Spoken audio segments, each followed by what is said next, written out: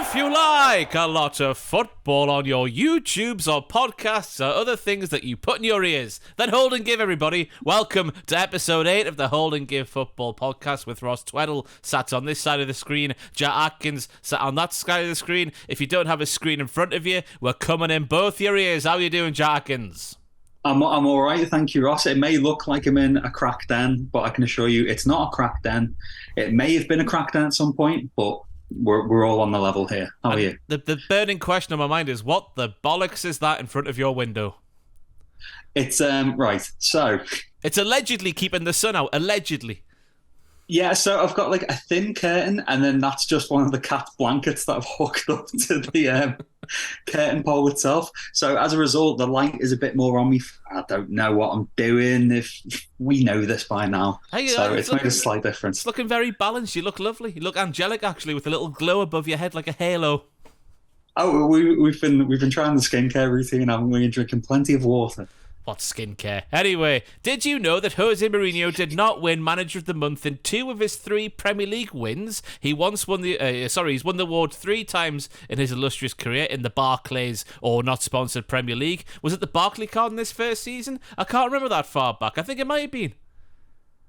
You're asking the wrong person. You know me. I don't know anything. Sponsors. He won it twice in that debut title win in 04-05 campaign. Once in 06-07 when they didn't win the league because Manchester United won it. Meaning that when he won the league in 05-06 and 14 and 15 with Chelsea, he didn't have a single good month apparently, which makes those title wins rather miraculous.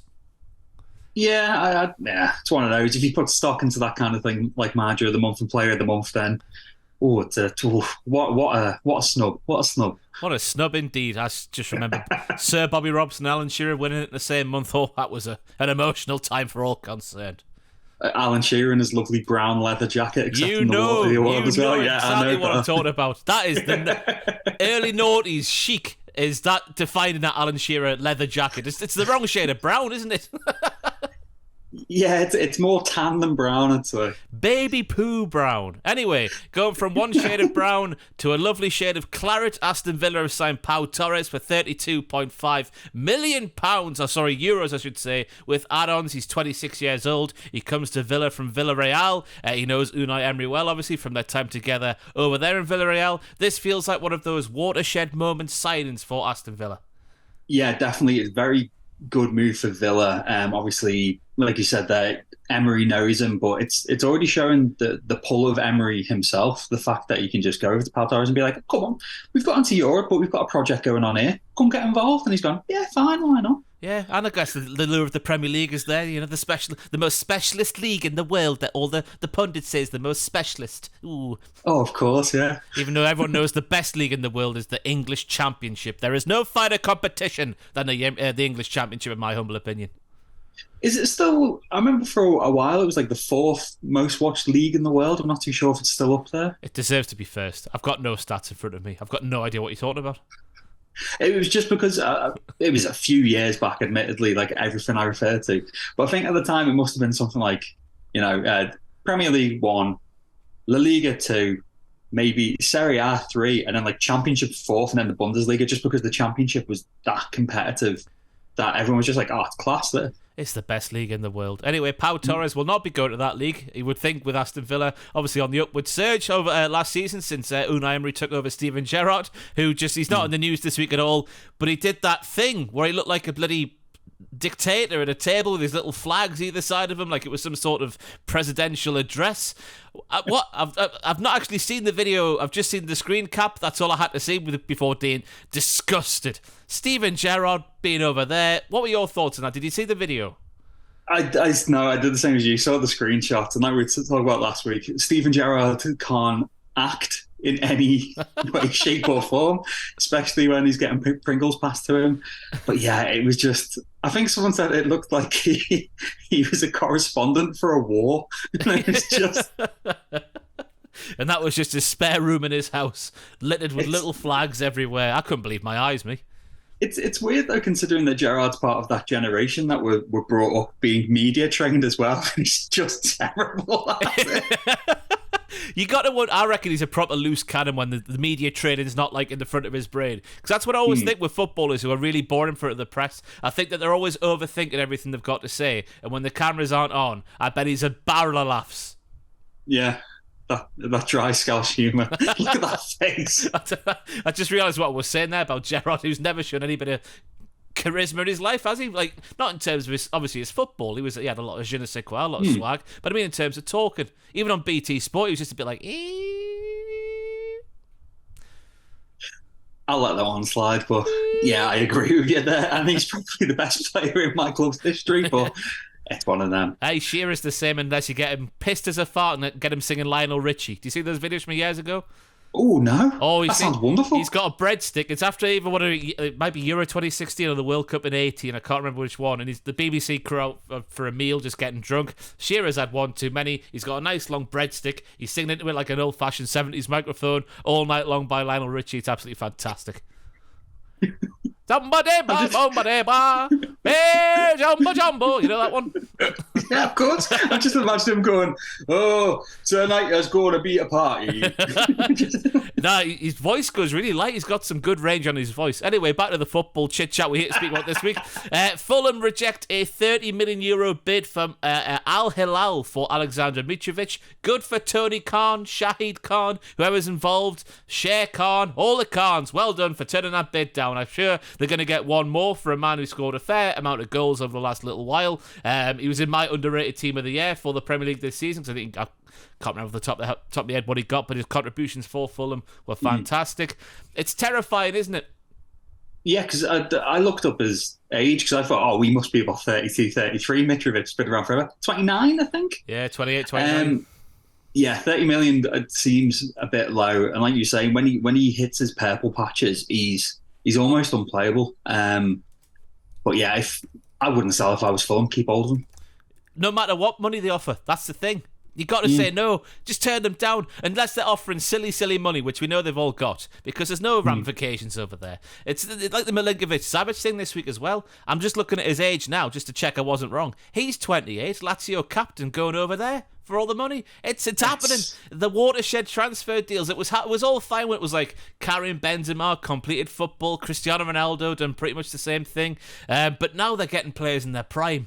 It's a worrying state of affairs. Yeah, it was Neves the first one, wasn't he? Yeah, Ruben Neves, 26 years of age he is as well. Oh, I know, terrible. And speaking of players in their prime, Everton have signed Ashley Young on a short-term deal. He's 38 years old. Sean Dyche just loves the players that he knows he can trust. And he knows he can trust Ashley Young to be not as good as he used to be. Maybe filling at right back and do a job there. Imagine that, a right back duo of Seamus Coleman and Ashley Young.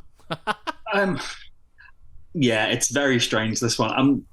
I'm wondering though. I'm thinking that Sean Dyche, obviously he wasn't as old, but I'm thinking Sean Dyche is looking at this, thinking, do you know what? Ashley Young could be our Gary McAllister. He could be an absolute.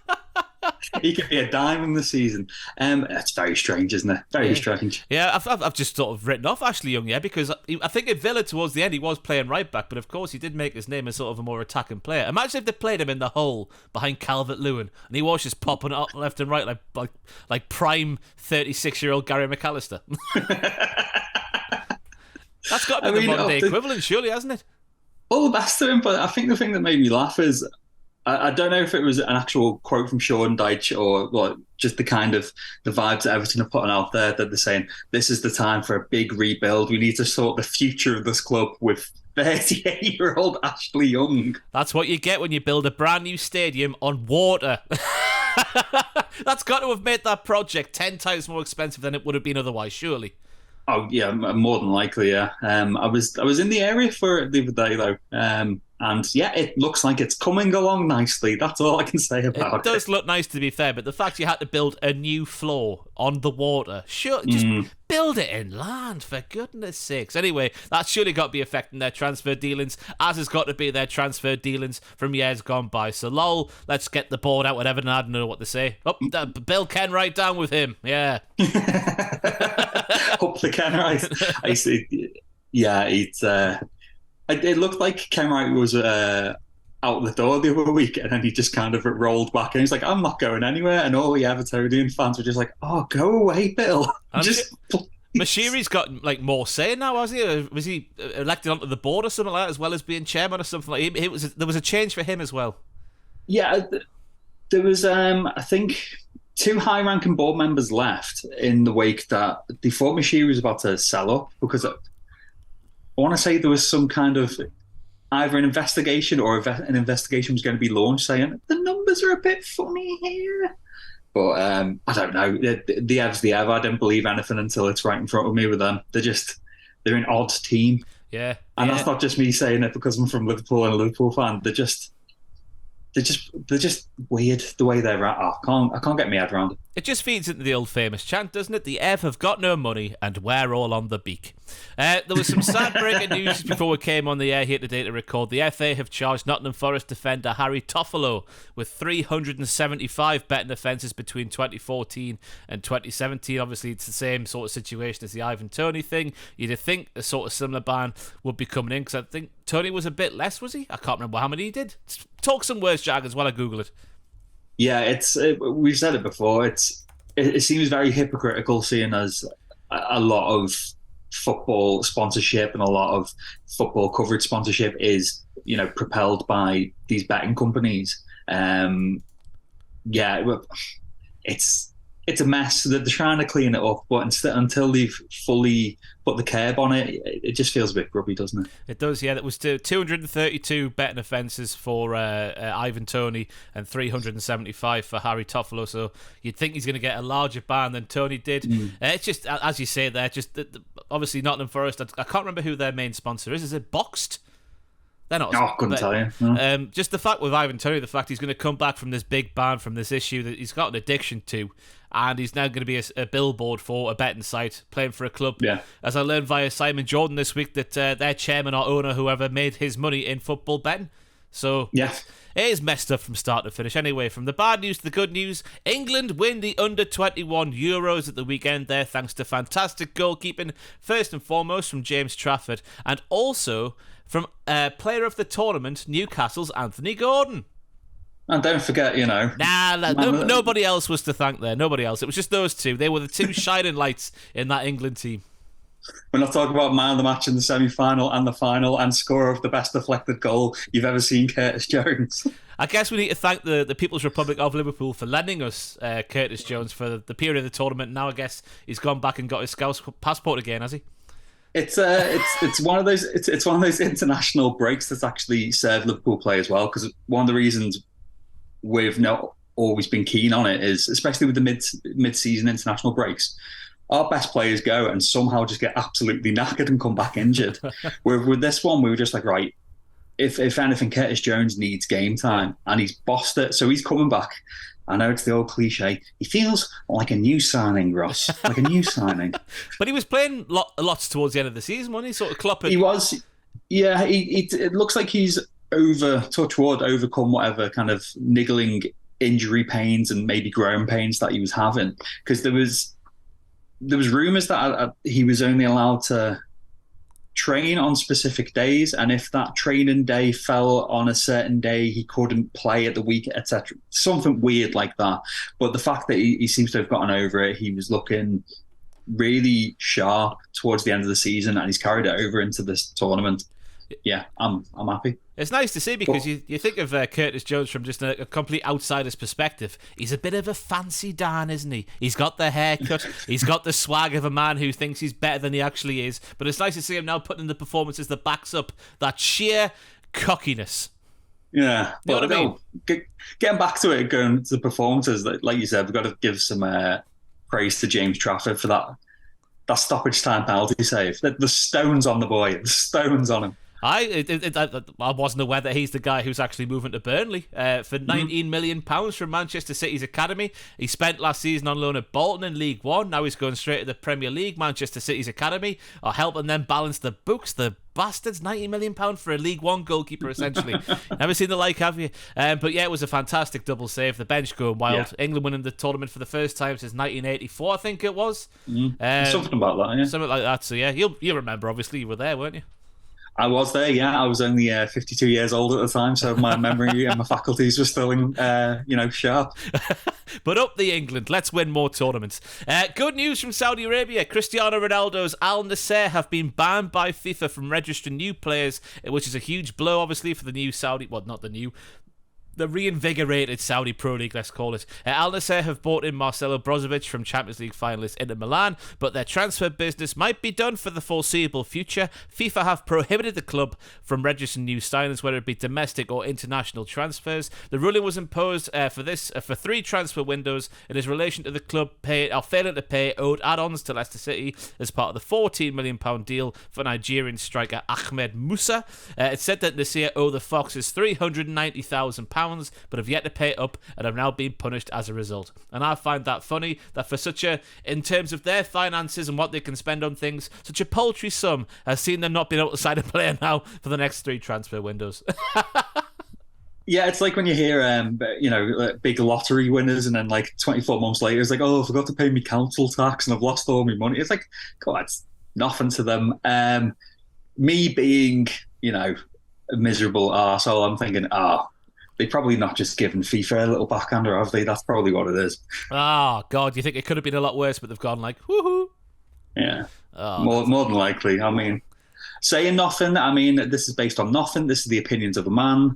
This is not based on anything at all. This is, it could be a complete flight of whimsy and a flight of fancy, but, there's no inkling there to suggest that FIFA are corrupt. There never has been. There wasn't just a World Cup in Qatar or anything like that. A Netflix documentary exposing a lot of stuff. But Musa scored just 5 times for Leicester, by the way. But he's also scored now 14 times in 62 for Al Nassr. He helped them win the league in 2018 and 2019. Cristiano Ronaldo is in tatters. He's not going to win the league if they can't bring in new players. All these new players go to the teams. He's going to be so angry, isn't he? It doesn't take much to set him off. He's a precious flower.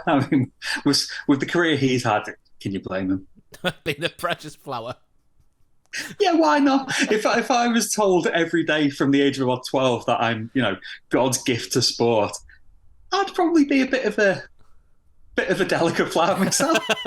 Fair enough. Hey, speaking of flowers, daffodils are from Wales, and Mikel Arteta was keen on joining the Welsh coaching setup before taking on his head coach role at Arsenal. Speaking to S4C, former Wales assistant, now I don't know how you pronounce this, Osain Roberts? O'Shane? Ashan. We'll go for Ashan. Ashan Roberts spoke of how he nearly got the main job ahead of Ryan Giggs when Chris Coleman stepped aside in 2018 to go to Sunderland. Obviously, famously part of that Netflix documentary. Sunderland, cheesy chips.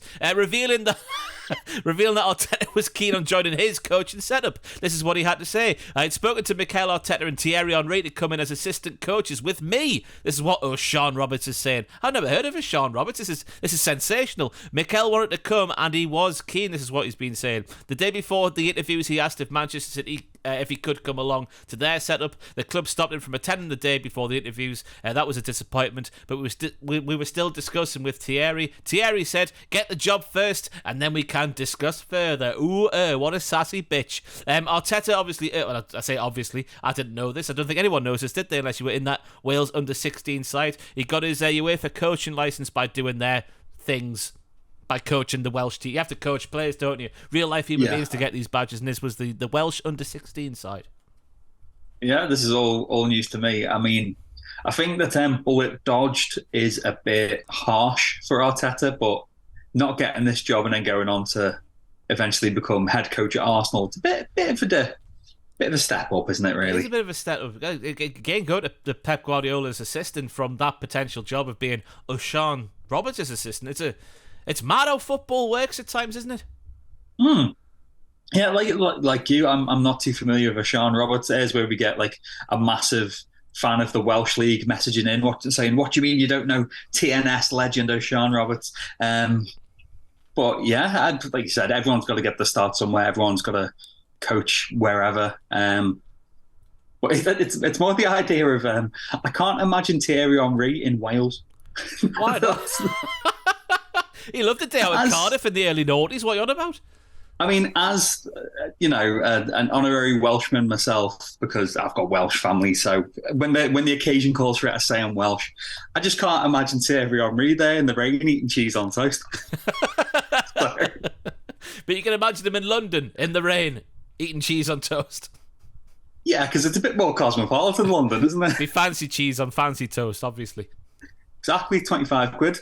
Oh, the prices in London do make you sick. I was just there last weekend and I'm glad I'm from up north, let me tell you. That's all I've got to say about London. Way too pricey. How much was a pint?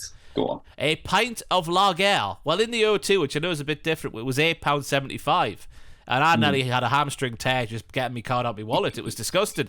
But then you go into the centre of London, you're still speaking £6 to £7 for a normal pint of lager. It's a disgrace. Yeah. It's a disgrace. He's not keen. Look at his face. This is sincerity. I'm like Didier Drogba after that Champions League semi-final. It's a disgrace. It's a disgrace.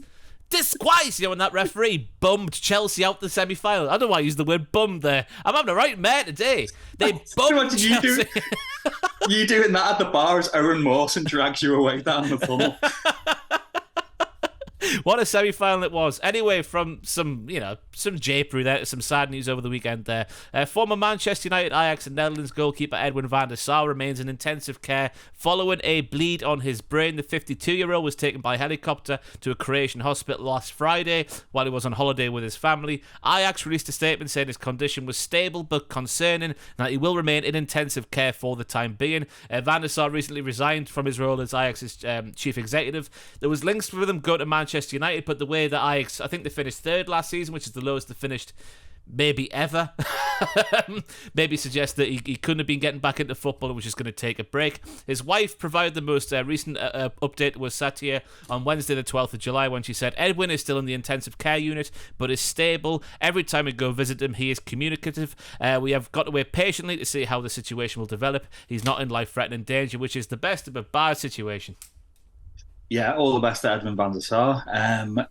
Like the statement said there, he's not in life-threatening danger, so hopefully he can make a full recovery, and whether it, enjoys retirement or returns to the game, whatever's best for him at the end of the day. Way aye. And now more sensational news, because the oldest professional footballer in the world, Japan's Kazuyoshi Miura, I think that's how you say it, has been handed a new contract in Portugal, meaning he will still be getting paid to play football at the age of 57. He started his career all the way back in 1986. Miura has joined Portuguese second division side Oliveirense. I think I'm going to go with the pronunciation there, making it sound Italian for no reason whatsoever. On loan from Yokohama in January, he's managed no goals in 3 appearances, but still earned a new contract somehow. He told Sport TV, I intend to play until I'm 60.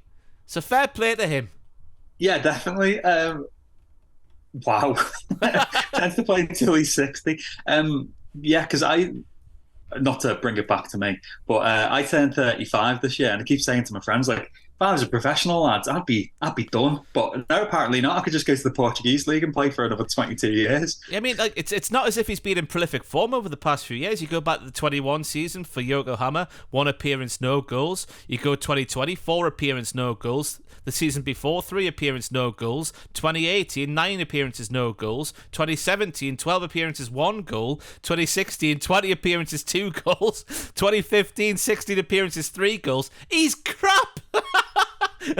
That season where he scored 1 goal and must have been in his 50s. Imagine if you were the keeper who let one in. To be fair, around he seemed like he topped out in the year 2001. He got a season where he had 29 appearances for Vissel Kobe in the J1 League. 29 appearances, 11 goals. So that seems to be where he dropped off. Yeah, he was quite prolific before that. I was going to say at age 35 as well. But ever since the 2001 campaign, he's been absolutely awful. He's been stealing a living from the beautiful game. Down with Kazuyoshi Miura. Down with him. Anyway, also down with EAFC 24 as well, because the cover was released for their new game and their graphics were a hit. And I think there's a letter missing from that because they were hit. I can't say it because YouTube will demonetize us. They murdered Bukayo Saka. Rudy Voller must be spinning in his grave even though he's not dead yet. Ronaldinho looks absolutely knackered, which you would expect when it comes to his lifestyle currently. I follow him on Instagram and all he seems to do is drink in hot tubs with the ladies. And I imagine that takes out you after a certain period of time. Well, there was the old rumour years ago, wasn't it? That was it when Ronaldinho joined AC Milan that after a while because Kaka's a bit sanctimonious, he was like, I don't like this fella as a strong fundamentalist Christian. I don't like this fella who's just doing lots of shagging. Can I get out, please? But I forgot that's why he left Barcelona. Was it because he sort of fell out with Frank Rijkaard? Yeah, or was it with Pep? I might have got my lines crossed there. It was Pep, wasn't it? The early days of Pep. Potentially. Oh. I spoke about another video the other week and I'm getting confused now. Anyway, we're here to speak about the A24 cover. Brazilian women's icon Marta will be absolutely good with how she looks. The rest of them aren't too much better. I hope this is no sort of outlook of how the game's going to look, because one of the stronger points of FIFA over the last however many years has been how the game looks. I'm excited to see what it looks like just in terms of not being like a FIFA franchise anymore, how much will change if anything will change at all. But yeah, the cover was a bit of a talking point. The return of Merseyside red and Merseyside blue, maybe. Yeah, like you said, Rudy Voller was the one that jumped out at me because it's like, oh, it's nice to see Rudy Voller there. What have they done to Rudy Voller? And then look at it a bit more, and it just kind of Boca Juniors late stage Maradona sticks out, and you're like, oh, that's not great. I presume it was Maradona. Who knows? Go back to Rudy Voller though. I love that man. I think he was the Germany manager when England put 5 past them. Every time I think of Rudy Voller, though, despite the career he had and the strike partnership with Jurgen Klinsmann, I just always think of your best mate Frank Rijkaard gobbing in his hair, which is just such a dirty bastard move. Yeah, it's proper viscous spit as well, isn't it? You can see it like dangling and hanging there, like it's a male ejaculate. But it's the fact that Voller reacts with the most German look you've ever seen, and if you're audio only, I'm sorry, but if you watch on YouTube, he just goes, and it's audio description describes fox in a hole looking up to see if the coast is clear. Basically, yeah, but with gob in a beautiful mullet. It was a beautiful mullet. Arsenal news right now. William Saliba signed a new 4-year contract at the club, committing his future until 2027. He's 22 years old now, 3 years on loan in France, obviously, at Saint-Etienne, OGC Nice, and Marseille has done him very well. His injury towards the end of the season is one of the reasons that Arsenal didn't bring the league home. That's a good signing for them. Yeah, as long as he can, stay fit and regain his form. Yeah, that's a hell of a player to tie down. And on top of that, Granit Xhaka has left Arsenal for around €25 million and has denied his wife being unhappy in England was the main reason for him leaving. Xhaka told Keystone-SDA, what a lovely publication name. There was speculation everywhere that my wife was no longer happy in England. That is not true at all. The fact is that I'm a person I'm always interested in new challenges. After 7 years, the time has come for something completely new.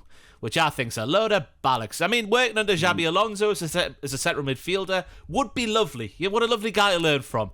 But you're 30 years old, you've just finished second in the Premier League. You might have just signed Declan Rice, who'll take your place in the team, which might have something to do with it. What are you saying? It's been a protracted one, because as soon as the final whistle was blown at the end of the season, it was like, oh, well, that's Xhaka off then.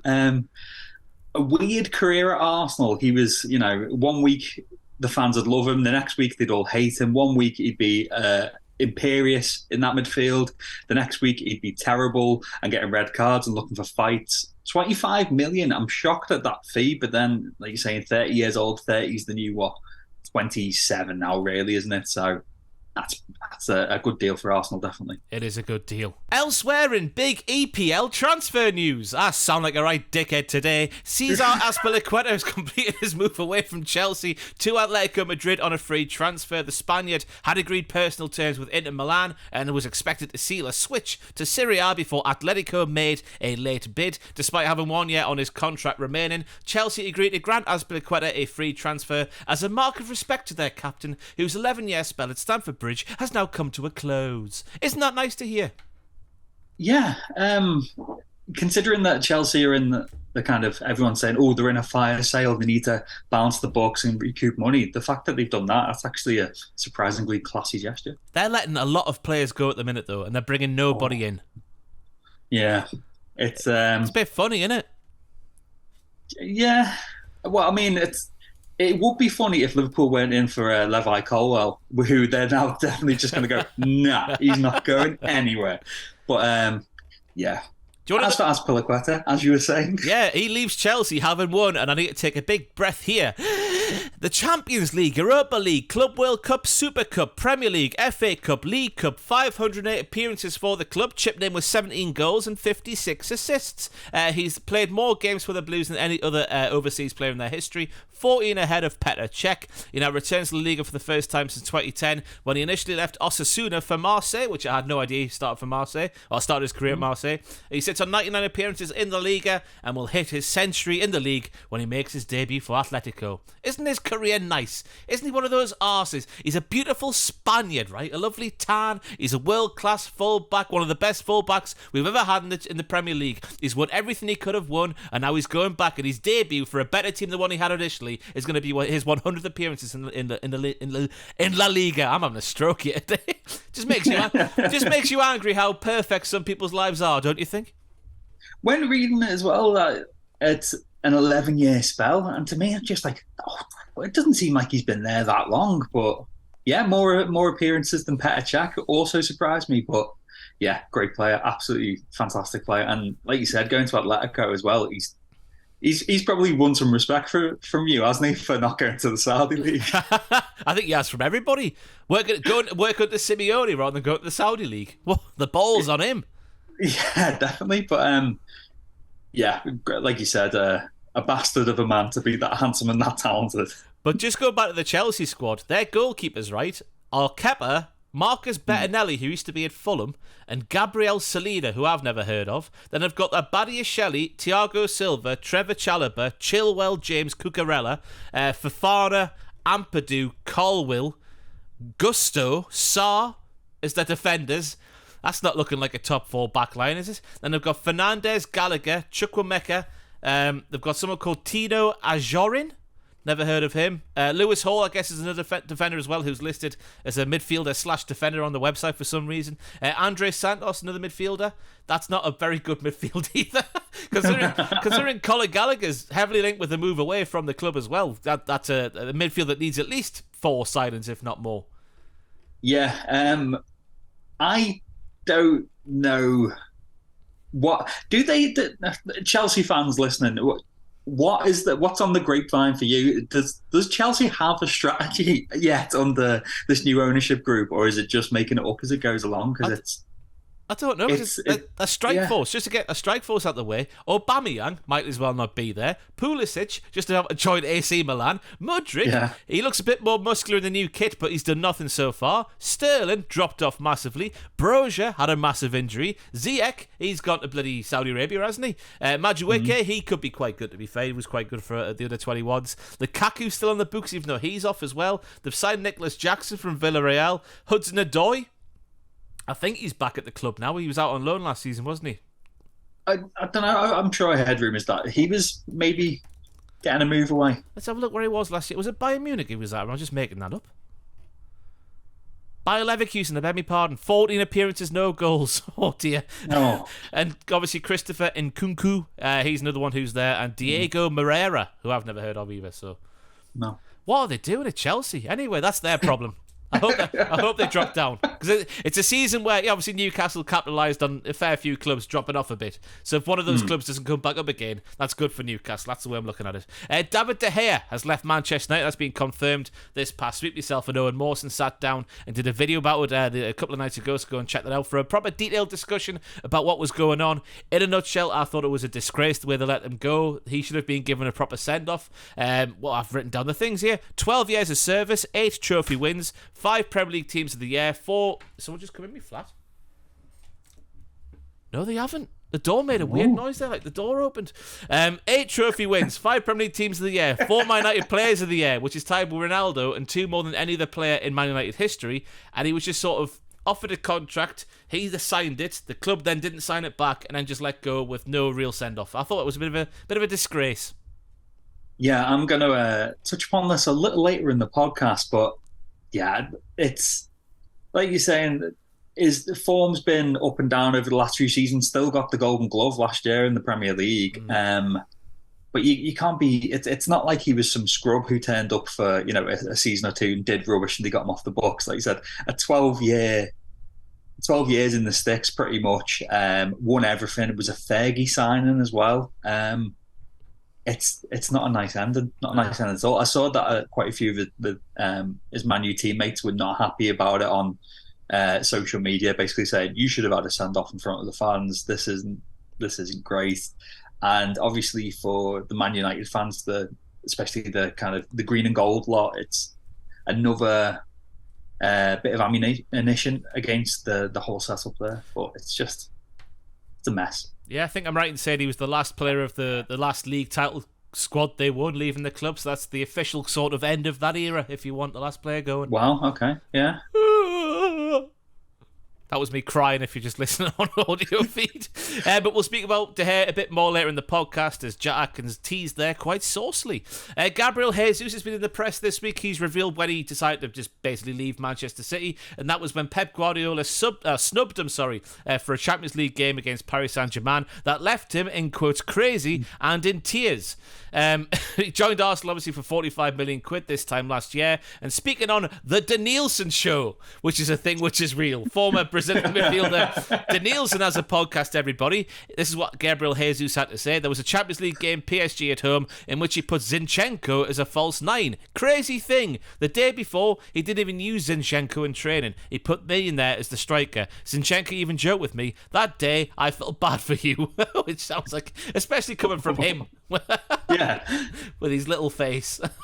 It's just it doesn't even sound like a joke. It just sounds kind of like a piss take, but considering what Jesus, the mood he was in, I'm surprised he didn't spark him out for that one.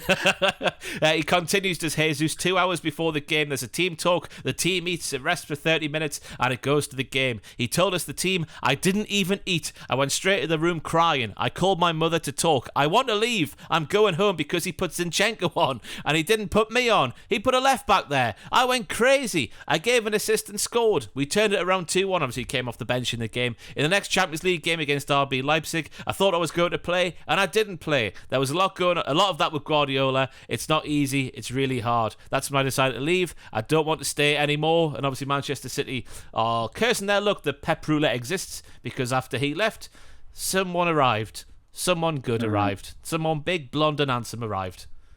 Yeah.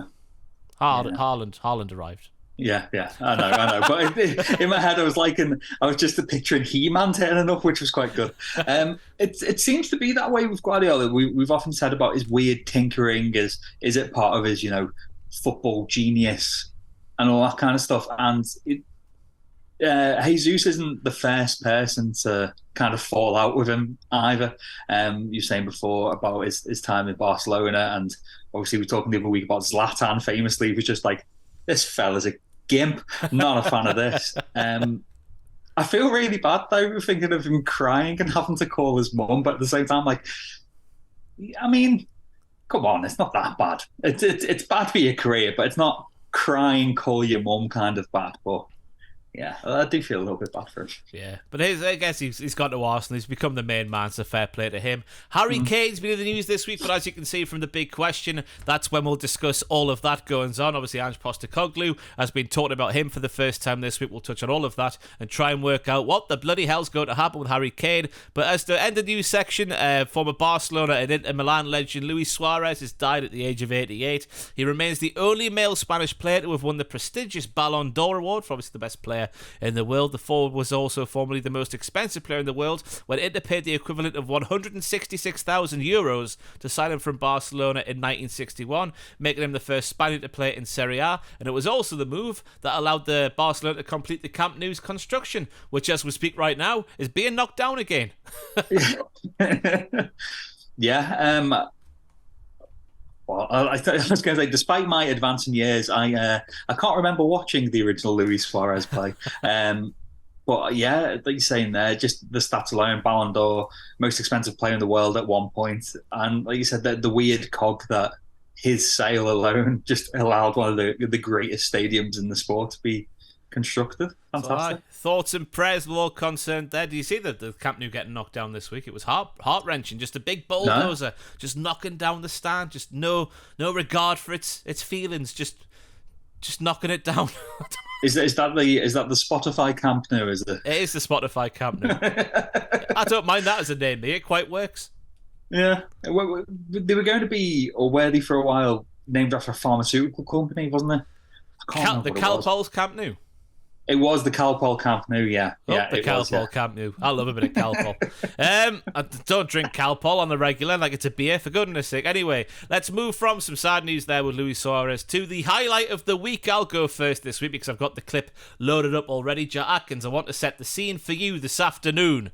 So we're in the middle of Charlotte FC versus Cincinnati in the MLS regular season. The teams are playing out a Desmond Tutu. Former Burnley and Rangers man Scott Arfield and former Burnley and Aston Villa man Ashley Westwood are on the field for Charlotte. Charlotte are 1-0 up thanks to a goal from Karol Swiderski, and he's only gone and got another. I want you to just listen to what happens to this commentator as Swiderski puts his second one in.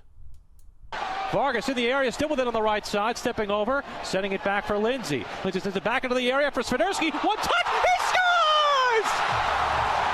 Another one for Swiderski! And that one was more impressive than the first! Mickey Mouse commentates the commentary headset and somehow does some commentary on an MLS game. I fell out my chair laughing at this when it happened the other day. Mickey Mouse doing football commentary. I can't tell if this guy, I don't know who the commentator was. I can't tell if he was taking the piss or not. I mean, you gotta love a bit of classic MLS commentary. My mind obviously always thinks back to Risa, unleash the Kraken. It's so over the top. The thing I love about any American when it comes to media, it seems like as a society, Americans are just trained to be on it from the second they're born, and it's just like, oh, there's a camera here, and. The fact that, like you said, he shows off Mickey Mouse is superb. I don't know if I prefer that kind of commentary or the like Latin American just shouting goal, goal, goal, goal. Yeah, brilliant. Fantastic. So that's my highlight of the week. What's your highlight of the week? Well, of course, it was Curtis Jones scoring with his arse. Run us through the goal, please, Jargons. Give us your Mickey. I want you to give me the play-by-play in the stylist of Mickey Mouse. I'm not going to do that. Free kick to England. I can't remember the lad who's taking it because it's me. We all know by now. Cole Palmer, wasn't it? Of course it was. My memory's like a bit sweet. And then he said Carlton Palmer there. I always want to. So he takes the free kick. I don't think it was going in anyway. It pings off Curtis Jones's spectacular scouse arse, and the foresight of the lad, he must have planned this. He must have trained on this. Pings and just goes straight into the back of the onion bag.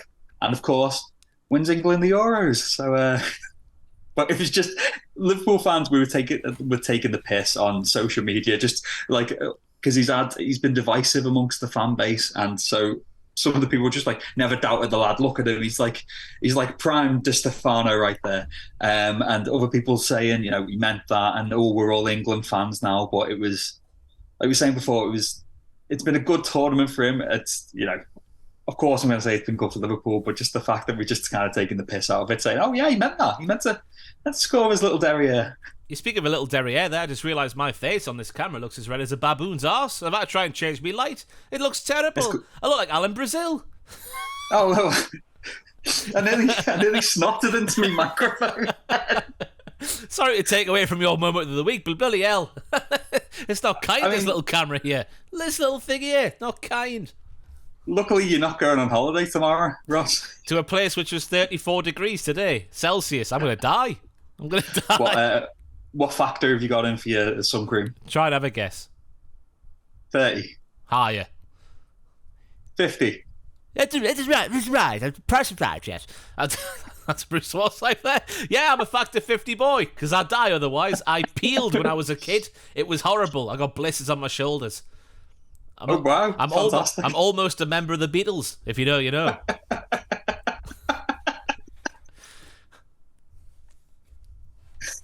Go on, do your best impression of it. What, that line from Helter Skelter? Yeah, but about your shoulders instead. I've got blisters on me bloody shoulders. Oh,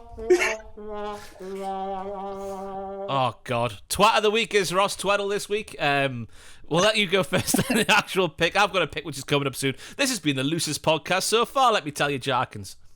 I tell you what, though, we've been on form. I think, catastrophe is our bread and butter.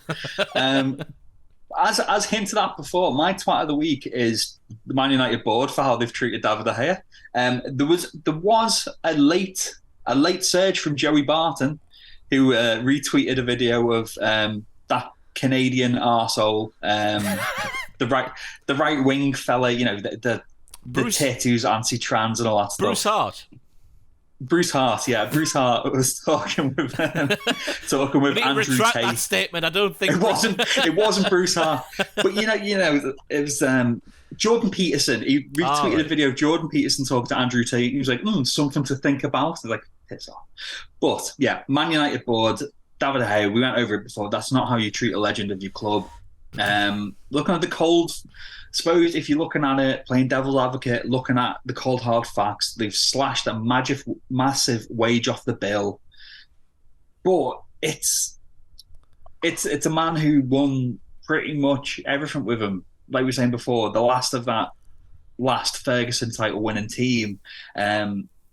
It's just not nice. You like to see no matter who the team is. Like, obviously, I'm not a fan of Man United, but you'd like to see clubs treating their legends with respect. I remember, I think I was talking to you or Aidan about Newcastle, and while Mike Ashley was there, that there wasn't much done in the way of keeping. No, yeah, nothing in terms of going back to the legends. Like, Mike Ashley took away Shearer's bar from the stadium. Mike Ashley, they tried to put a statue of Alan Shearer, and Mike Ashley wouldn't allow it in the grounds of the stadium, so it had to be on the road outside the stadium. When the new owners took over, they moved it into the stadium's grounds. That's how petty Mike Ashley was. He was horrible. Yeah, because obviously the new owners came in and just went, hang on, that's Alan Shearer. Let's put that in there. But you yourself will know, just honouring those players, it means a lot. It means a lot to the culture of a club. It means a lot to the fan base, even if it is only tokenistic gestures. But this isn't nice. I'm rambling now. After you, Ross. Who's your twat of the week? Hep the better, as they like to say down in Middlesbrough, which is up the Middlesbrough in the King's English, we should say. So I need to go for the person who uploaded a job vacancy on the Middlesbrough website this week for a first-team physiotherapist / therapist in brackets full-time. That's what the full job advert title reads.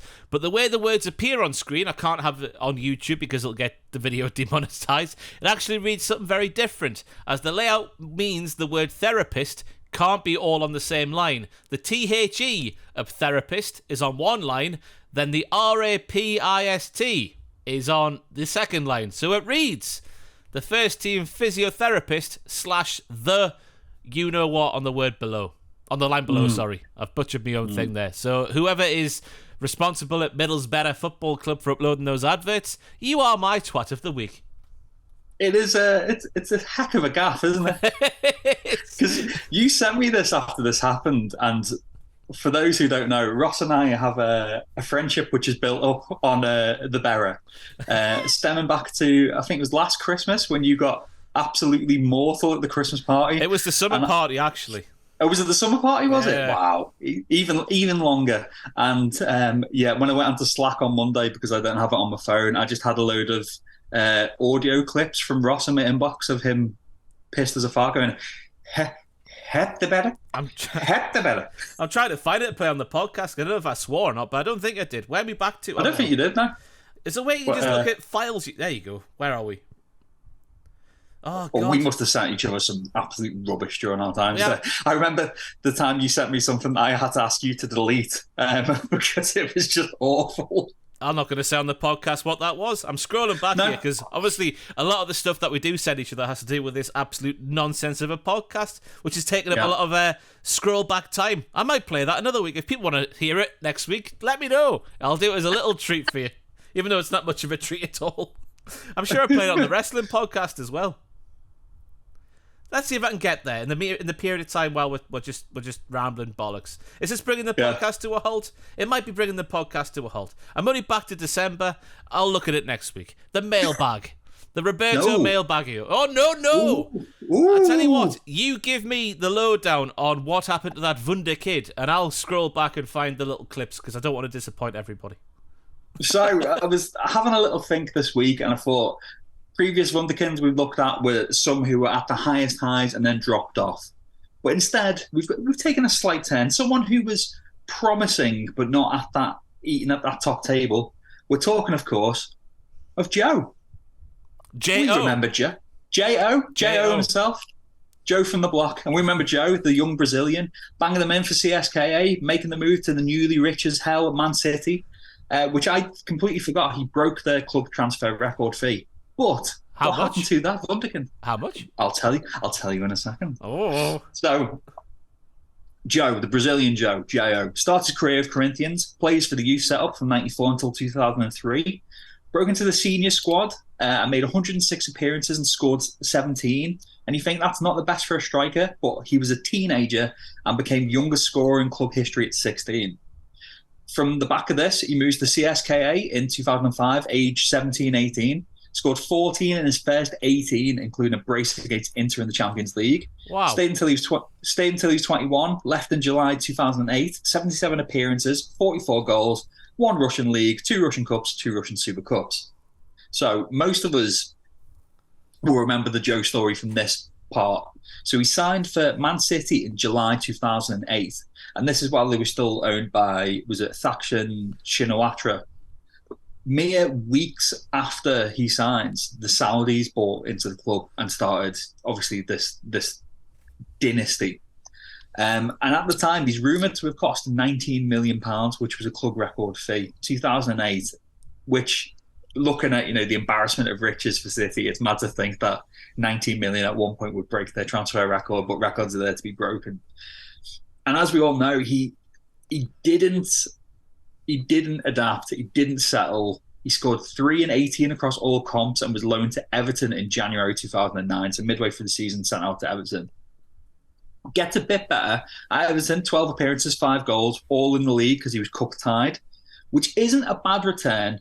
Not quite for what would be a 90 million striker, but when you're thinking of young lad in a new league, 5 and 12's fine. Yeah, I just think the price tag and the size of the move hurt him. And the fact he's Brazilian. Well, yeah, exactly. I remember that was a kind of rod to beat him with, saying, "Oh, he doesn't play like a Brazilian, does he? What kind of Brazilian's called Joe?" And it was a bit mean at the time. It was a bit mean at the time.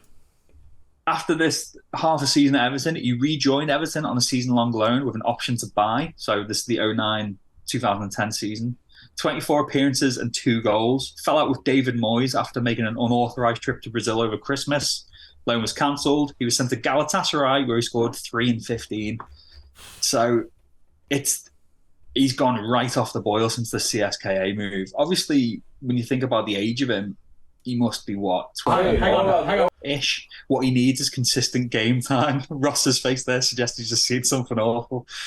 I know. Did you not hear that? I started playing an audio file from maybe the summer party last year, which it could have been the thing, but it started. Oh no, it didn't come through for me then. Oh, should I play it and see what it says?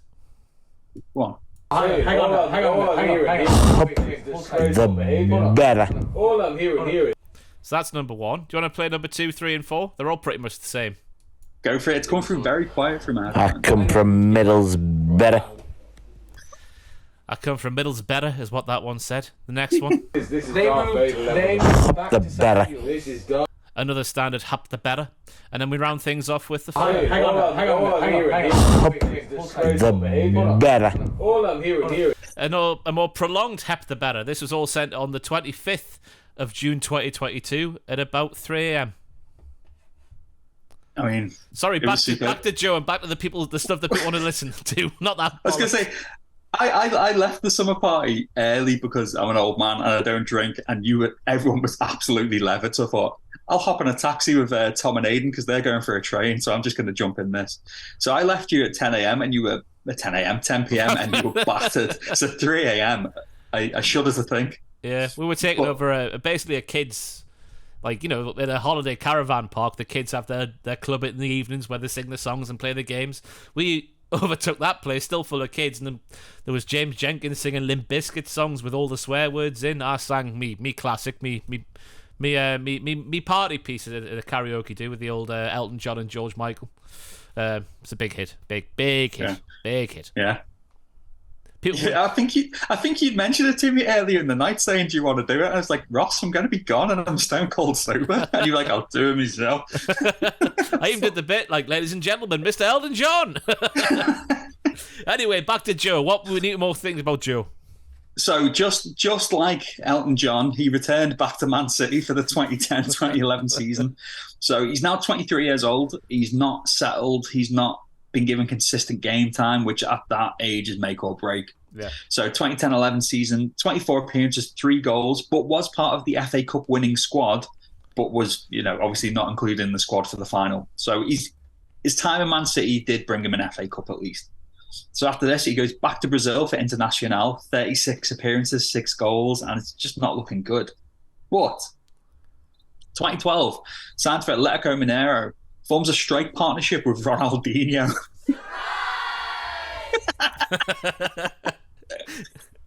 So 37 goals and 119 appearances, which doesn't sound too bad. But then at the end of the 2014 season, he was released for disciplinary reasons.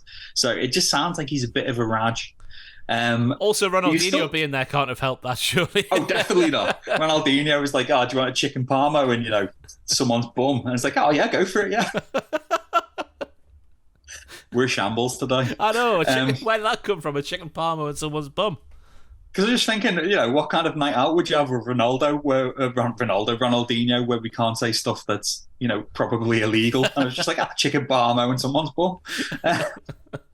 So after this, he rejoined Atletico for a further 9 appearances and 2 goals.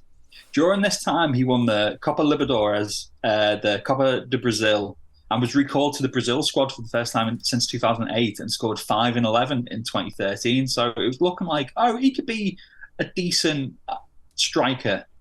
So then, obviously, from this, where he's doing well, he went to Al Shabab for a season in Dubai, where he scored 16 in 19. Whoa. And this is a club that no longer exists. Oh. Some people can't catch a break, can they? From here, he went to Jiangsu Shuning in China for a season in 2016. 11 and 26. That's all right. This club also no longer exists. Might it have something to do with the contract they probably gave to players like J.O.?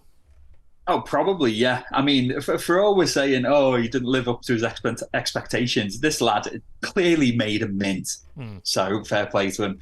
After this, though, he went back to Corinthians for the 2017 season. He's now age 29. But in this season, he scored 25 and 61. Won the league, was in the team of the year, voted best player of the season, and was the league's top scorer. So this seems like 29-year-old Joe at Corinthians was the striker that Man City thought they were buying in 2008. It didn't take long to get there. No, it didn't. No, not at all. Just 9 years. So obviously, building upon this, you think, right, go on, cement your legacy.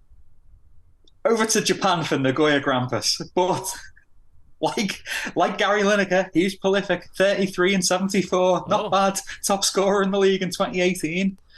And then he went back to Corinthians, played the 2020 and 2021 seasons, 16 and 72 across all of these. And then it was just a sad end for what was, on paper, a sad career. January 25th, 2023. I don't mean to laugh. You are laughing, though. I'm still thinking of, chicken parmo and a bum with Ronaldinho. It'd be lovely. January 25th, 2023, he signed to Saudi club Al Jabalain. January 30th, he's released by Saudi club Al Jabalain. He was there for 5 days before being released. And then February, he announced his retirement. But looking at the stats here, his league career, 691 appearances in all competitions, 223 goals, and then 5 and 20 for international for Brazil, including a 2014 World Cup appearance. Only missed 15 games due to injury throughout his career. So I think the move to Man City, considering the time of it, the fact that it was so high profile, the fact that City were in the spotlight because they were now the richest team going, it really harmed his career. If he'd never had that move and still had that career, you'd be like, oh, he'd probably be a cult hero somewhere. He'd probably be that kind of player where you're just like, oh, look at that. He's, sounds like he's a bit of an arsehole falling out with managers. Had an all right go of it, won some competitions, an all right return for whatever, but just being in that spotlight just harmed him. Yeah. So that is what happened to Joe. So 1 in 3 just about at club level and 1 in 4 at international level. It's not bad at all, is it? It's not bad at all, no. But like I said, just history will not remember him kindly. It'll just be one of those. It'll be a footnote in the Man City story. Yeah. Up the Joe. That's what we've learned on the podcast today. Up the Joe indeed. Right, now we move on to the mailbag. Ross@holdandgive.com if you want to have your question read out on next week's podcast. We kick things off with, hello lads. I won't hold on to this question and give it to you now. I like how he's used the title of the podcast in the question. Do you remember the first lineup from the first match or first few matches you watched of your teams? I'm a Chelsea fan and I first started watching / supporting with players like Mario Melchiot, Carlo Cudicini and Jasper Gronkia, who scored that lovely goal against Liverpool, did he, Jack Atkins? One that got them in the Champions League. Is that the one that maybe cost you getting Abramovich's owner or something? Probably, yeah. Let's move on swiftly, yeah. Really enjoy the podcast and look forward to your views during the coming season, which is from Brad from Swindon. He says, P.S. the first main Chelsea game I remember is the last day of the 02-03 season, and we beat Liverpool 2-1 to get into the Champions League football, where a certain Jasper Gronkia scored with that little swazzer into the bottom corner. I mean, yeah, to be fair, it's... Yeah, considering the history between Liverpool and Chelsea in the Champions League, I'll let them have that one. We all know here that my memory is about as reliable as... Think of the least reliable thing you could think of, and that's what my memory can be compared to. I don't know. In the team at the time was probably... What game was it? Your first game that you went to? First game I went to wasn't even a Liverpool game, but it was at Anfield. So my brother's an Everton fan. My dad's a Liverpool fan, and my brother tried to get in there first, and he was like, right, we're going to take you to the football. I'm going to take you to a pre-season friendly, Everton versus Borussia Mönchengladbach at Anfield. Why was it at Anfield? There was this weird mini tournament. So it was Everton versus Gladbach, and then later on it was Porto versus Liverpool in this like mini, Mickey Mouse Cup that they made up. Obviously thinking, we'll set it up so then the next day, the final will be Everton versus Liverpool. Porto and Gladbach won, so the next day the final was Porto versus Gladbach. I can't remember the first Liverpool game I went to. You can't remember your first game? That's astonishing, that. No. I can remember like the first game I ever went to because it's been to memory, but like, no, it's a lifetime of I can't even say bad choices because I've lived a relatively clean life. I've banged my head quite a lot to the point where I'm starting to get concerned, and I've mentioned it to the missus and she just rolls her eyes and calls me an arsehole. But in the first Liverpool team when I started becoming a fan, we'd be talking probably David James in goal. Who would we have had? What sort of years we're talking about? 96 something? 97, 98? Around about 96 probably. Yeah, about 96-ish. Redknapp, Barnes, Collymore. Yeah. Ian Rush may have still been hanging on. Collymore. Fowler. McManaman, Fowler, Redknapp, Rob Jones maybe. Razor Ruddock possibly. Was Steve Staunton back at that point? I can't remember, but yeah, Liverpool's around 96, and this has actually made me quite sad now, reflecting on the fact that I can't remember. I'll get back to you. Right, my first game, I remember going to with my mum was Newcastle versus Coventry City at St James's Park. Premier League game, April 2000 is when it took place. I couldn't remember the team for the life of me. I thought Stephen Glass scored on the day, but he didn't. It was Diego Gavilan. The team, I've got it in front of me here, was Shea Given, 24 years old. Then we have Alessandro Pistone at left back. He actually played a game of football without getting injured. He was 24. Warren Barton, centre partner at right back, 31 years old. Nikos Dabizas, 26. Aaron Hughes, 20. What an underrated footballer he was. The midfield was Rob Lee and Gary Speed in the middle. Formidable, I think the French would say. Kieran Dyer, 21 years old, prestigious talent on the right. Didier Domi, who I thought was a defender, but he was playing left midfield that day. Then we had Diego Gavilan playing just off a 29-year-old Alan Shearer. Those were the days. Can you remember it well, or is it just kind of like fleeting memories? I remember where I was sat. I was in the east stand on the front row, so I couldn't really see anything like far like that way, because I was sort of at one end of the pitch as well. And at St James's Park, I don't know if you know this, the pitch is a hill. If you're kicking towards the Gallagate, you're actually going downhill. I think there's a metre difference in one side of the pitch compared to the other side of the pitch. From one end to the other, it goes down like that, a metre. So I was at the lower end towards the Gallagate, looking up the hill, and I remember just not being able to see the other half. Do you think the owners are going to fix that, or is that just part of St James's that you know and love? That's part of St James's. You kick down the hill in the second half. That's why we're so prolific at home. That's what the bollocks I got told on the club tour a few weeks ago was. I was like, I was here when Liverpool knocked 6 past us, scoring most of their goals at the Knock Gallagate end. I remember games like that. Sorry, that was the Milburn stand, not the Knock Gallagate end. Sacrilege on my part. War Jackie is shaking his head somewhere now. He is. So John Hall stands another stand at St James's Park. And the East stand is the fourth one. I'm a Newcastle fan, honestly. Right, second question, the mailbag. Hello, Ross and Jack, lifelong Chelsea fan here. Another one, and a huge fan of the podcast. My question for you two fine gents is, do you believe in any football-related superstitions? For me personally, it is the Chelsea striker curse. For the amount of millions, potentially billions we've spent on strikers, to only really have 4 successful strikers in the modern era of Hasselbank, Drogba, Anelka and Costa, I do honestly believe there is something going on with our strikers. I'd love to hear any of your suggestions. Regards, Adam from Northern Ireland. I do apologise for saying it like that, but I did go to school with someone from Northern Ireland who told me how you tell apart someone from the Republic and someone from Northern is when they say Northern, it's Northern Ireland, just like that. Northern Ireland. Yeah, I've got quite a few friends from Northern Ireland as well, but I'm not going to do it because I'll just make a disgrace of myself. You go first, Ross. I don't have any in terms of players like that, but I do believe in superstitions in terms of getting dressed for football. Yeah. Like, as a player, back in the day, it was always right shin pad, left shin pad, right sock, left sock, right boot, left boot. And it never failed. Never failed. It sometimes failed, but never failed in my head. As a supporter now, going to the League Cup games, especially last season for Newcastle, we, in the first round, I can't remember who was against. I was against Palace, I think, or Bournemouth.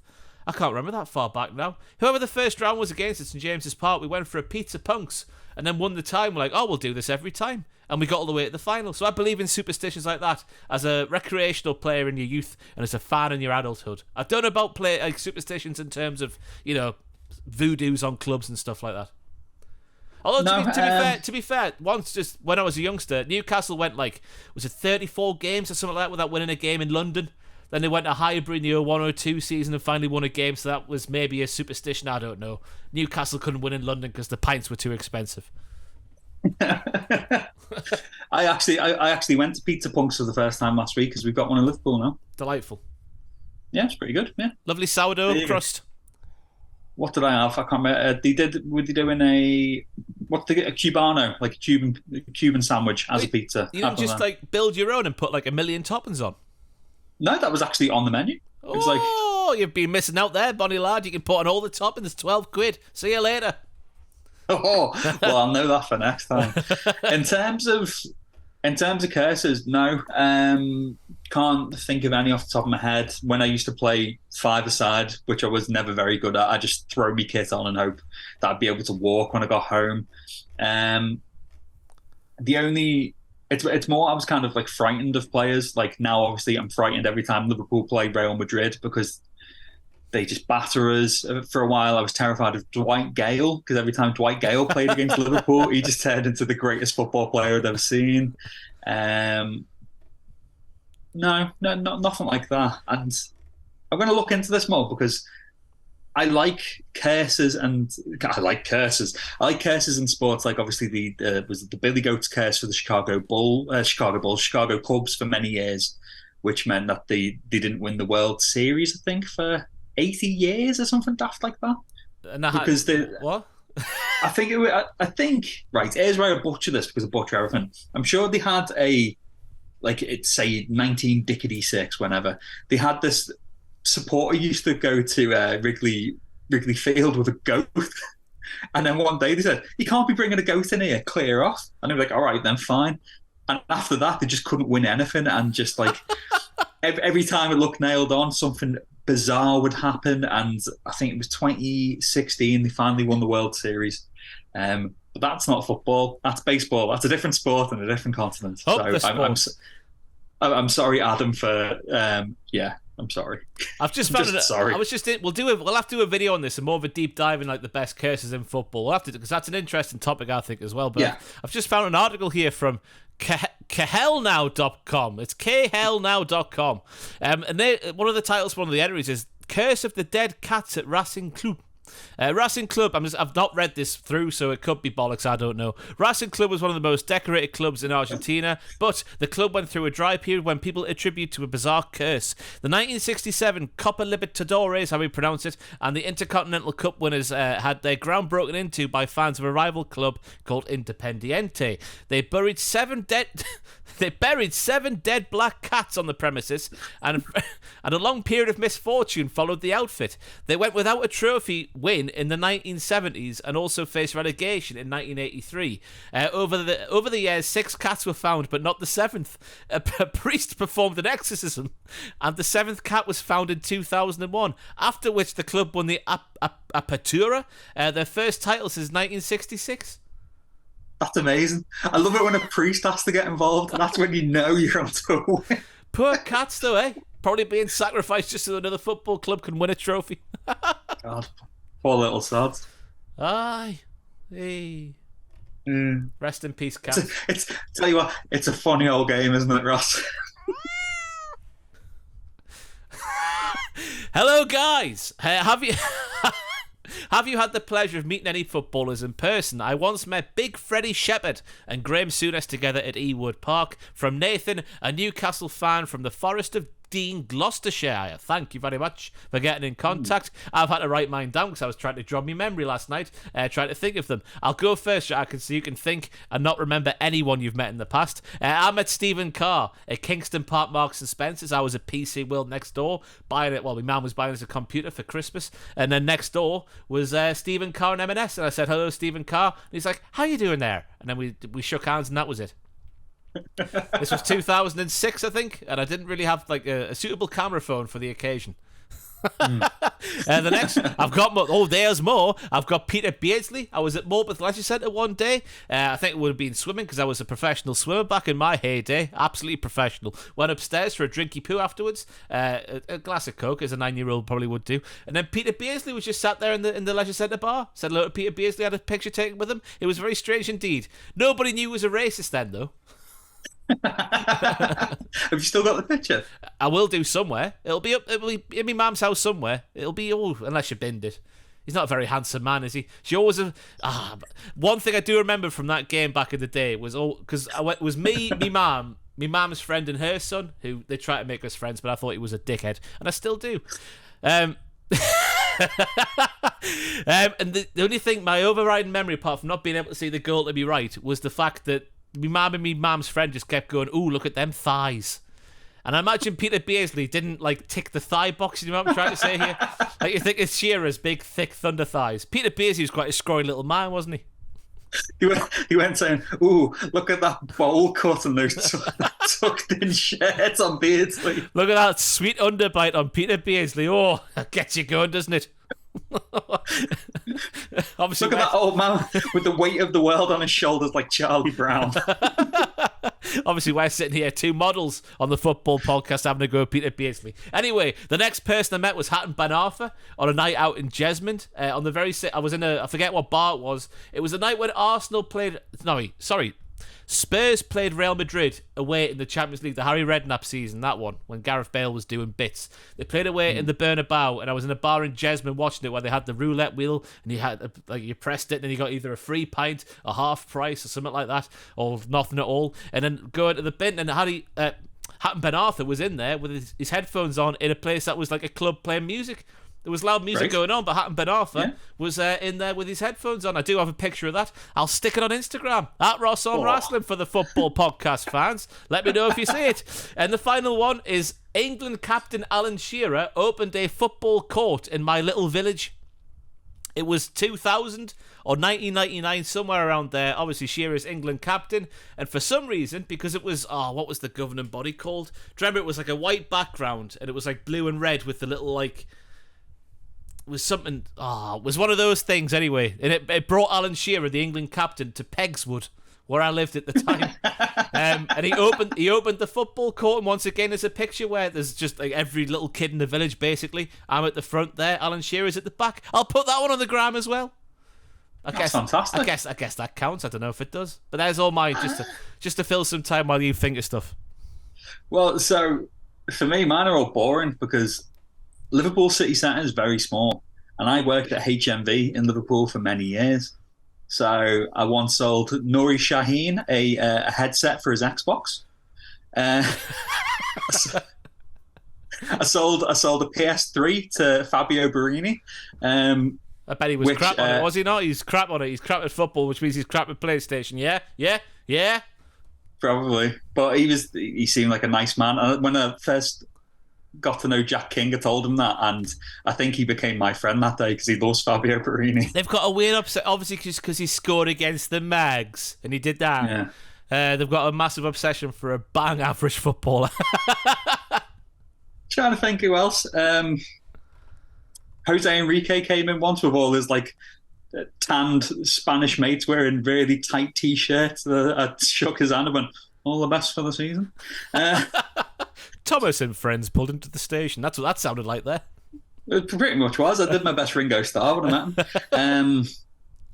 I was once waiting for a bus, and Mikel Arteta walked past, and me and everyone in the queue went, all right. And he went, all right. Did his hair move? It didn't, no. It was like, it was beautiful. He could have bounced a penny off it. I've never seen his hair look anything other than how it always looks. Even when it was raining, it would always look the same. It's whoever does the... David Squires, I think it is, does the comics for the Guardian, and they're fantastic. But whenever he draws Mikel Arteta, he just draws him as a Lego man. It is comparable. Stick it on in the morning. Who else? I was once coming out of a shop, and in the doorway of the shop, Sammy Lee was talking to the owner. So taking the piss, I just went, Sammy Lud, and he just went, Lud, and that was it. Somewhere Big Sam was lurking around just to get, just in case little Sam got in a bit of bother. Big Sam was there on the corner to sort him out. He's just come to punch me in the back of the head on Bold Street. They're all the ones I've met. I've had other interactions with footballers, mainly through HMV. Like once I was waiting to take like a big pallet of DVDs downstairs, looked over, saw a fellow with good tattoos, like, oh, nice tattoos. Looked up and it was Daniel Agger, but he's with his little boy, and I thought, I'm not going to go bother him. Once I was putting stuff out and there's some fella being a loud tit on his phone. I went, who's that knobhead? Turned around, it was John Barnes. So I was like, oh, all right. What was he being a loud knobhead about?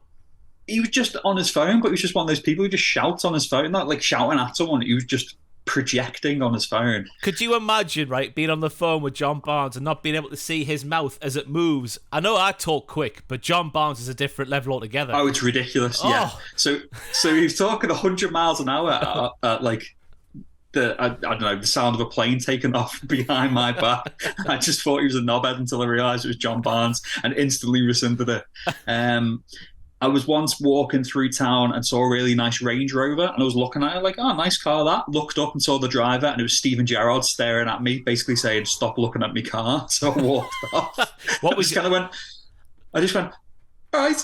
And I just got off instantly. I was going to say, what was your look at the time? Were you sporting, like, was it no beard, long hair? Was he thinking he was going to get hurt in some form of fashion, Steven Gerrard? No, he didn't. It was longer beard and the classic CM Punk sweep. Not because of CM Punk, just because I had the sweep. But I probably looked a bit like, Someone who plays with chemicals. Yeah. A bit of a vagrant, like a fancy vagrant. And once I went to see Foles, and my mate reminded me of this today, that Joey Barton turned up with all his mates, and we were just like, stay away from them because they're going to kick off. And Joey Barton was kind of staying quiet, but his mates were arseholes. And one of his mates pissed into a plastic pint glass and went to throw it and ended up soaking himself. So that was... Deservedly so.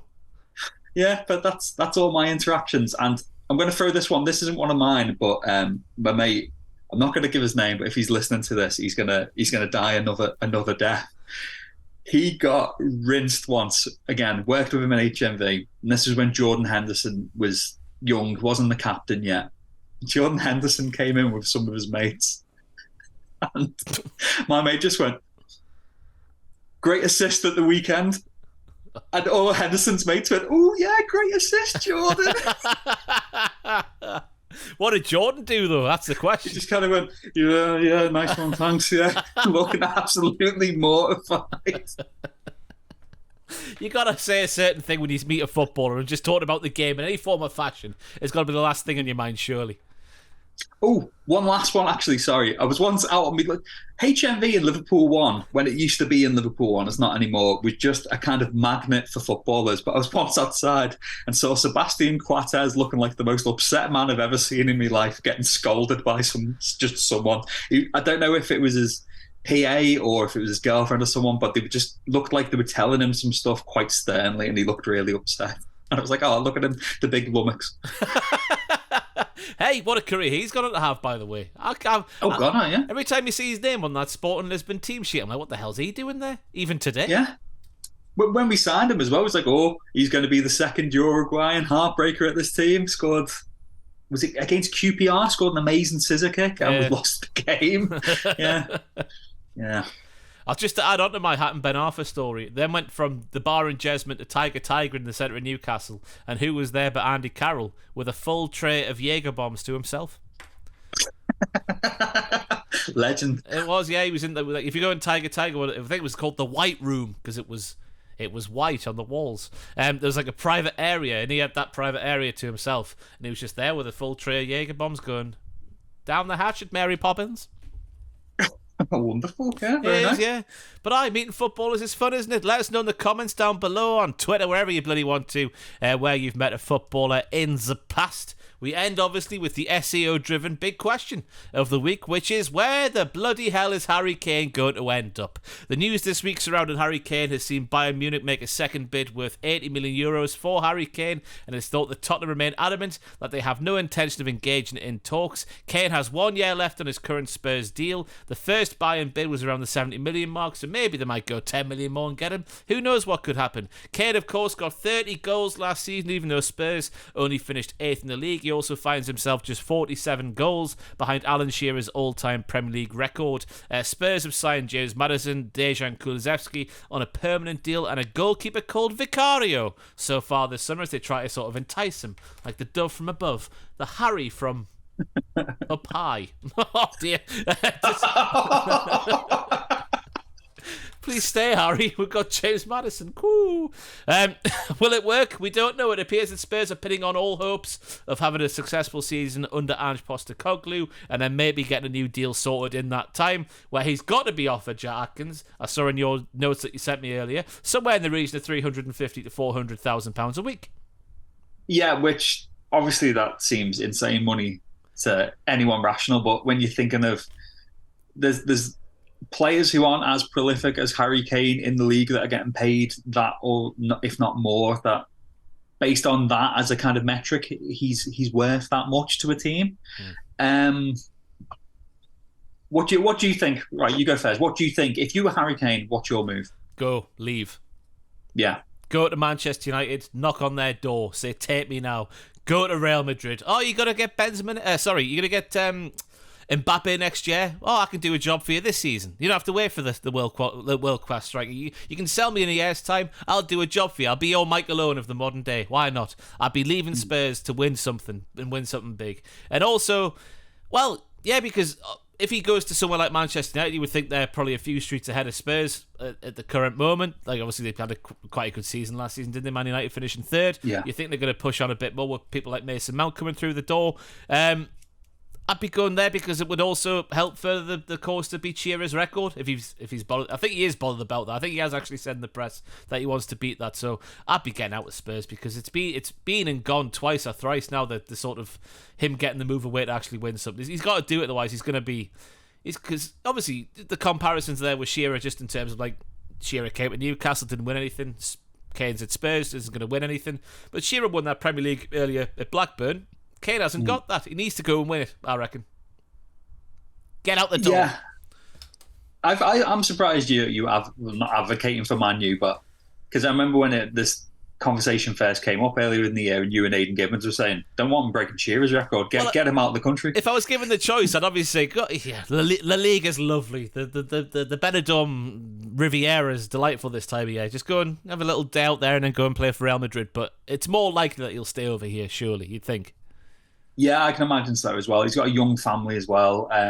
He seems outside. He doesn't seem like the kind of like a party boy. He doesn't seem like he's going to be like, oh yeah, let's take in the sights of wherever he moves. He just seems like the kind of fella who's just like, right, I'm going to go training, going to play, might have a game of golf, go home to the wife and kids, and just hang out. You say that though, but you seen who the newest guest on Hot Ones is this week? No, it's Harry Kane. He's living La Vida Loca with Sean and the Wings. I mean, he's not going to be able to get past the first one. I think that Harry Kane thinks that gravy's too spicy. I get that impression from him. I think Bayern Munich would be a really good fit for him. When they first came in with 70 million, I was like, that's a bit cheeky. I think it's going to take at least 100 million. And then when you put on, I'm going to say the Tottenham tax, because why not? They're going to try and get everything. I reckon about 110 million. I saw that they're being linked with Vlahovic as a backup in case Kane goes. So I think as long as they reinvest the money wisely, I'd take the money for him, because even if he does stay, he's kind of not sat out of the store, but he must have been given hints that he's wanting to leave, of course. So therefore, you're just like, well, his head's going to eventually be turned if we have another bad season. Might as well cash in on him now rather than wait another year and get a little less money for him. So yeah, if I was Tottenham, I would be cashing in. Even though the signs they've made so far, it looks like they are rebuilding that squad properly. But if you can get the money for him and bring in, I don't know how much Vlahovic would go for, but 60, 70 million. How much did he go to Juve for? Because that was only a season or two ago. I can't remember, but they've got all sorts of financial troubles, like with not being in Europe and obviously the big ban they got last season as well at the end there. So I think they'll be gagging for someone to come and buy someone like Vlahovic.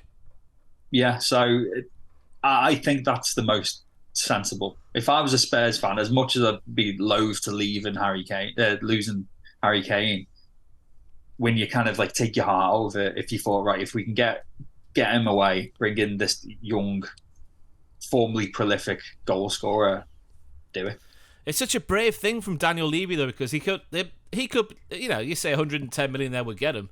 Even if it's like 80 million, he's saying no to 80 million at the end of the day because he's going to leave on a free. He can start talking to clubs in January to leave for nothing next summer. So it's a massive gamble for Spurs as a club. I'm sure it's not make and break for Spurs, a club the size of Spurs and what they've got going at the moment. But you'd rather have 8 million than not have 80 million, if you know what I'm saying. Oh, I mean, yeah, and this is coming from a Liverpool fan. The amount of players we've seen leave for frees. I mean, look at Bobby Firmino. He left and then he's gone over to the Saudi League, and we could have easily got a couple of quid for that. So, yeah, it is. It's the old gamble, as you say. Yeah. So you're saying Bayern Munich? Was that what got out of that?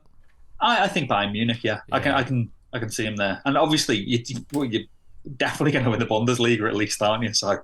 It's something, isn't it? It's better than a kick in the bollocks. Anyway, Ange Postecoglou's been speaking about this situation this week for the first time. He says Harry is already an important figure in the history of this football club. He's one of the premier players in the world. I want him here, and I want to make this club successful. I'm certain he wants that as well. It's not going to be a conversation where we come out of it with some kind of understanding. I just want to introduce myself, and I want to know what he wants to happen to make this football club successful. Then we'll go out on the training ground and make it happen, which is exactly what a media-trained football manager would say about a certain situation like this. as he's frozen. He's Oh, frozen you in break up time. a bit there for me, Ross. He's completely frozen. I've just read that quote from Postecoglou on the notes. You're free. Oh, He's completely frozen here. This is staggering. He's heard this news about Harry Kane and he's absolutely frozen. Anyway, I might as well finish the podcast now. That's exactly what you expect to hear from a media-trained football manager. I wanted him to just come out and say, nah, I'm not going to answer your questions about Harry Kane. You can shove them up your arse. He's back. He's moving. oh.